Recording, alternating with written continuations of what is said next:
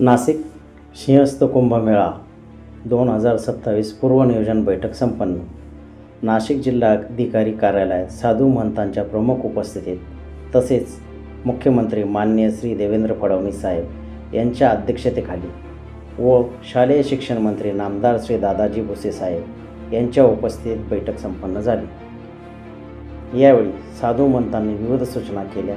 त्यात गोदावरी स्वच्छता, परिसराचा विकास, जमीन अधिग्रहण करणे, अतिक्रमण हटवणे यासह अनेक विषयांवर चर्चा झाली. साधू महंतांच्या सूचना ह्या महत्त्वाच्या असून लवकरच या सर्व सूचनांचे पालन करून त्या दृष्टीने काम करण्यात येईल. गोदावरी स्वच्छ ठेवण्यासाठी जबाबदारी असून या कामाला लवकरात लवकर सुरुवात होणार आहे. गोदामातेचे पावित्र्य राखण्यासाठी सरकार कटिबद्ध आहे. गोदावरी फक्त कुंभमेळा दरम्यान स्वच्छ न करता कायमस्वरूपी स्वच्छ करण्यासाठी प्रयत्नशील आहोत. येणाऱ्या काळात होणारा कुंभ हा सर्व साधू महंतांच्या आशीर्वादाने होणार असून कुठलाही असुविधा होणार नाही यासाठी उपाययोजना केल्या जातील. जमीन आरक्षित केली असून अधिग्रहित देखील लवकर केली जाईल.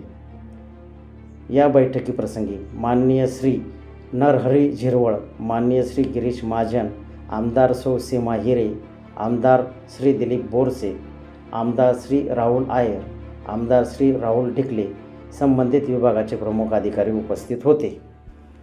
24x7 न्यूज रिपोर्टसाठी प्रतिनिधी परशुराम आहिरे.